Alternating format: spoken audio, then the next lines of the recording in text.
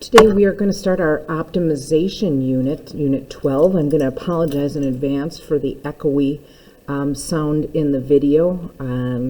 My equipment isn't that great, so I hope you can bear with me. If it gets too awful, you can go into Google Classroom and take a look at the video, maybe on your own. Just turn the volume down and watch the steps.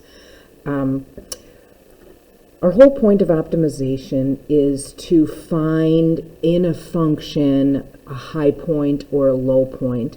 And we use this in our real lives when we are looking for, in business, a way to maximize our profits or a way to minimize the material we're going to be using.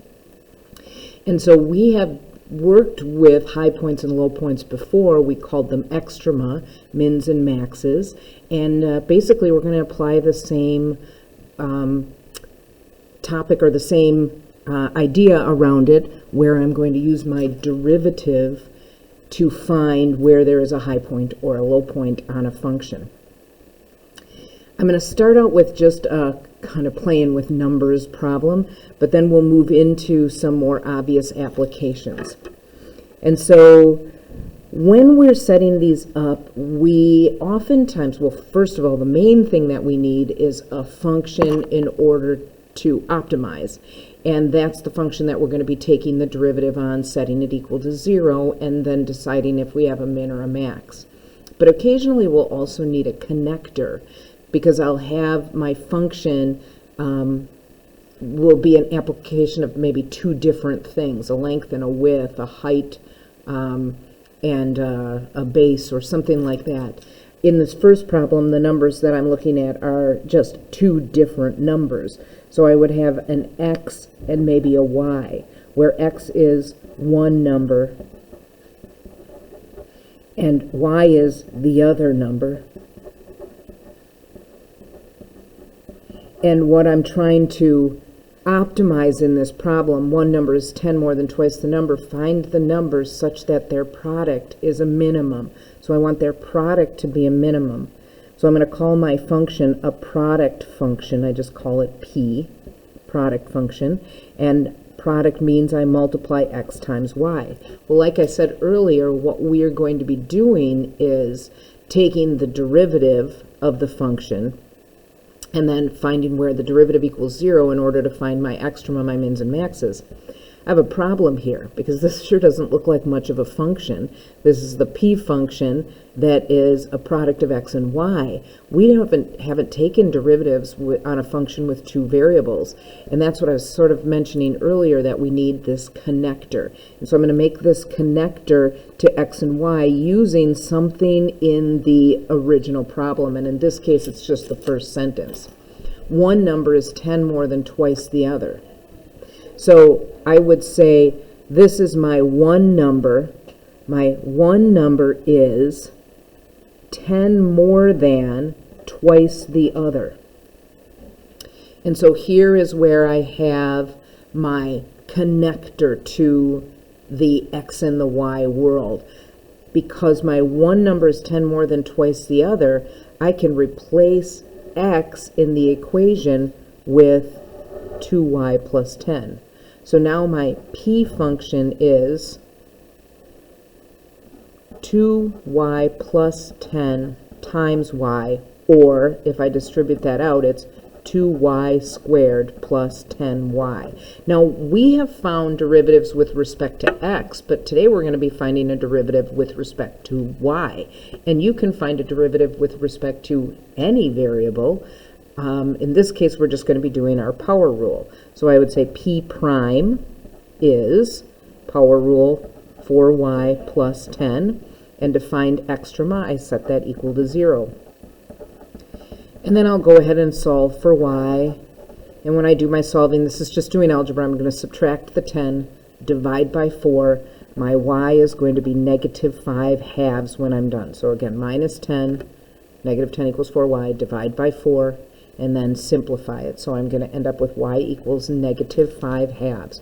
So I found my y, and I want to make sure that this is in fact a min, because it asked for my product to be a min, so I want to make sure this is a min, and I'll plug in -5/2, and I will do my little test points like we've done before. So if I put something to the left of -5/2 in, I'm just going to go way to the left and I'll say -10. I'll end up with -40 plus 10, which is a negative region. That means the graph is decreasing up until -5/2. Then I'll put something to the right of, like 0. I do 4 times 0 plus 10. That's positive, therefore it's increasing. This is definite indication of a min, so this is what we wanted to happen. And so we can go back into this problem and use the y. I have y equals -5/2. That's the other number. Now I need to find the one number that I assigned x to. So I'll put that in, and I get x equal to 2 times -5/2 plus 10. And when I do my math, I get -5 plus 10, or 5. So my numbers are 5 and -5/2. And that is my final answer on that. Now, a lot of people ask, I should slide that up so you can see, a lot of people ask, well, what happens if this isn't a minimum? Then a couple things could have happened. Maybe you did your math wrong, and you might need to go back in and check and see if there was a calculation error. Or it could be an endpoint that our min or our max shows up at. That is more of a calc topic. And so we're not going to be worrying about endpoints in our class right now and what we're going to be working on right now.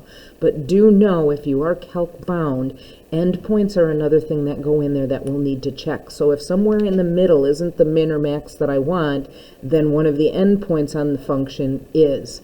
This particular function doesn't have any endpoints because they don't specify a type of number or between a range. It can be any number, just so that this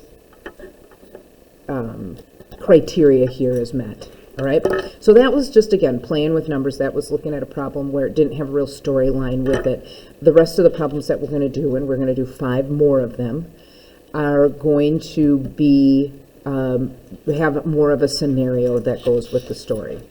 So our next one is a cryptographer. So cryptography expert, that's somebody that is an expert in deciphering codes.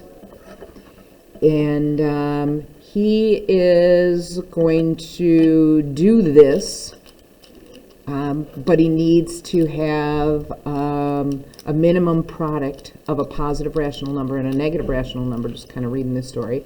Given that the positive number is exactly 7 greater than the negative number, what final product is the expert looking for? So this cryptographer, this expert in deciphering a computer code, is going to need the 2 numbers, rational numbers, positive and negative, to be exactly 7 apart.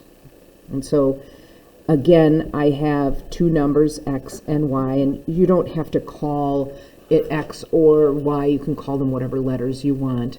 Those are the 2 things that I'm going to be looking for, but I want the final product to be, let's see, what did they say?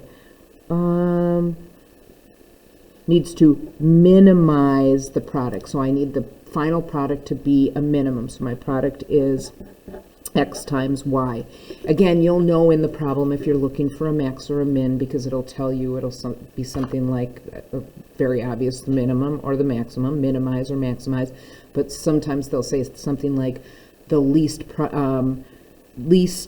product, or least expensive, or the greatest revenue, or something like that. You should have an indicator in terms of that as to whether it's going to be a max or a min that you're looking for. This one was straightforward, minimize. And it says that, again, I have a positive number and a negative number, so I'll call x my positive number. And I'll call y my negative number.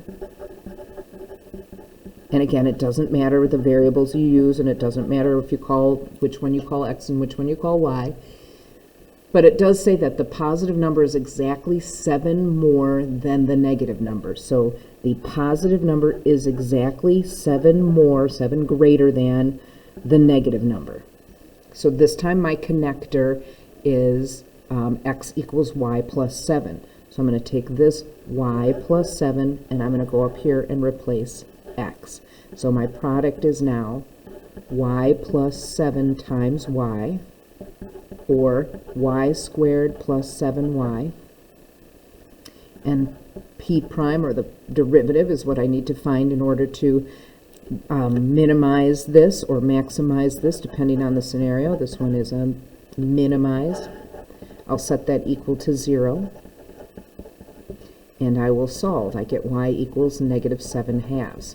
It looks pretty good to me. I said y was the negative number. It sure turned out that I got a negative number. And so I am going to double check and make sure that that is in fact the minimum that I want. Very similar to the last problem. I'll go ahead and do my test points. Plug in something like negative 10, I'll get a negative region. Plug in something like 0 and I get a positive region. Again, that means I'm decreasing and increasing, and I did in fact get a min at negative 7 halves.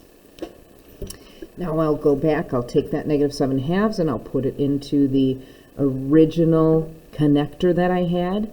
Negative 7 halves plus 7 in this case is negative 7 halves plus 14 halves when I find my common denominator, which is 7 halves. And so my answer to this one is negative 7 halves and positive 7 halves are the two numbers that I'm looking for.